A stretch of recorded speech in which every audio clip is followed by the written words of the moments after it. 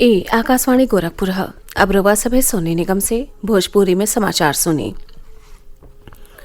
संयुक्त इंजीनियरिंग भर्ती परीक्षा जेईई मेंस और चिकित्सा विज्ञान राष्ट्रीय पात्रता आ प्रवेश परीक्षा नीट यूजी अपने निर्धारित कार्यक्रम के हिसाब से सितंबर में आयोजित कैल जाई।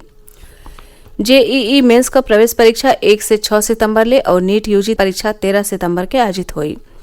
राष्ट्रीय परीक्षा एजेंसी एनटीए जेईई मेंस और राष्ट्रीय पात्रता और नीट यूजी बदे परीक्षा केंद्रन के संख्या में बढ़ोतरी कर दिले हवे। एजेंसी कहले हवे कि कोविड-19 महामारी के नाते सामाजिक दूरी बनाए रखले के जरूरत के ध्यान में रखत देश भर में परीक्षा केंद्रन के संख्या जेईई मेंस बदे 570 से बढ़ा के 660 और नीट यूजी 2020 बदे 2546 से बढ़ा के 3843 कर दिहल गयल हौ। इस साल करीब 8.5 लाख परीक्षार्थी जेईई मेंस और करीब 16 लाख नीट यूजी बदे पंजीयन करवले हवे। एहतियाती उपाय के तौर पर नीट यूजी परीक्षा में एक कमरा में प्रतिभागियों का संख्या 24 से घटा के 12 कर दिहल गयल हौ।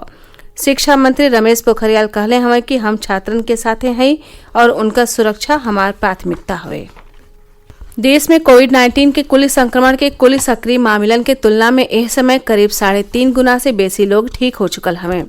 पिछला 25 दिनन में संक्रमण से ठीक होके वालन का दर ताजा मिलल मामलन का 100% हवे।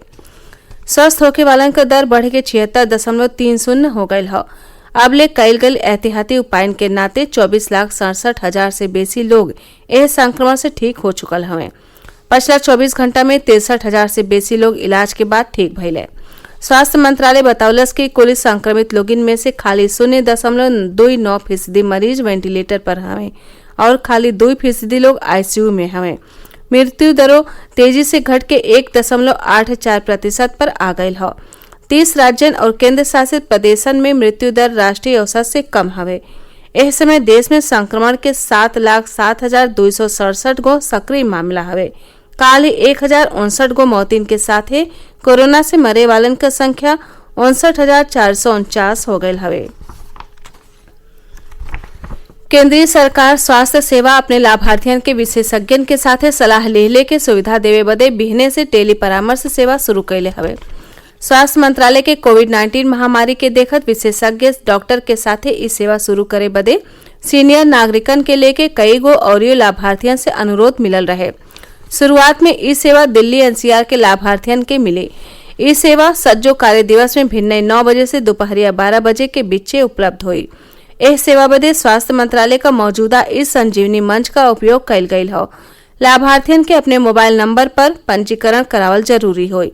टेली परामर्श के बाद ई प्रिस्क्रिप्शन जारी कैल जाई जेके दिखा के दवाई लिहल जा सकी। सरकार पूरा देश के राजमार्गन पर टोल प्लाजा पर कौनहू छूट खातिर फास्टैग जरूरी कर दिले हवे। डिजिटल भुगतान के बढ़ावा देवे और राष्ट्रीय राजमार्गन पर बेरोक-टोक यात्रा सुनिश्चित करे बदे ई फैसला कैल गयल हवे। सड़क परिवहन और राजमार्ग मंत्रालय वैध फास्टैग वाले वाहनन के 24 घंटा के भीतर वापसी यात्रा कैले पर छूट और रियायत देवे खातिर राष्ट्रीय राजमार्ग शुल्क नियम 2008 में संशोधन कैले हवे। मंत्रालय बतौलस कि इस संशोधन के बाद छूट खुदे मिली और 24 घंटा के अंदर वापसी यात्रा करे वाले वाहनन खातिर पहले से जानकारी दिहल जरूरी नहीं हुई। प्रदेश सरकार राज्य में सज्जो तरह के सांस्कृतिक और धार्मिक आयोजनन पर 30 सितंबर तक ले रोक लगा देले हवे। राज्य के अपर मुख्य गृह सचिव अवनीश कुमार अवस्थी इस संबंध में एगो आदेश जारी कई के कौनो तरह का जुलूस और झांकी निकलने पर रोक लगा देले हवे। आकाशवाणी से बतियाव श्री अवस्थी कहले कि यह आदेश का हर हाल में पालन होके के चाहिए। एक जगह पर 5 से ज्यादा लोगिन के इकट्ठा होकले पर प्रतिबंध लगावल गयल हवे। इस सज्जो रोग यह आशंका के देखत लगावल गयल हवे कि असामाजिक तत्व कानून व्यवस्था आ सांप्रदायिक सौहार्द के बिगाड़े का काम कर सकेले। प्रदेश में अलग अलग भइल 2 गो सड़क दुर्घटना में आज 9 जने का मौत हो गई और 17 जने घायल हो गये। लखनऊ के काकोरी इलाका में रोडवेज का 2 गो बस आपस में भिड़ गयी जेकरे नाते 6 जने का मौत हो गई और 10 जने और गंभीराहे घायल हो गये। पुलिस सूत्र बतौले हवे कि काकोरी हरदोई रोड पर बाजनगर गांव में लगे आज भिन्न ही ई दुर्घटना उस समय भइल जब ट्रक के ओवरटेक कैले के कोशिश में एगो तेज रफ्तार बस विपरीत दिशा से आ रहल एगो औरियो बस से टकरा गई। ओहर कुशीनगर में आज पिकअप और तिपहिया वाहन के आपस में टकरा गईले से 3 जने का मौत हो गईल आ एगो लड़की के लेके 7 जने गंभीराहे घायल हो गईले। मुख्यमंत्री योगी आदित्यनाथ सड़क दुर्घटना में लोगिन की मौत पर ढेरे शोक जतवले हवे। वहां के दुर्घटना में घायल लोगिन का उचित इलाज करवले का निर्देशो दिले हैं।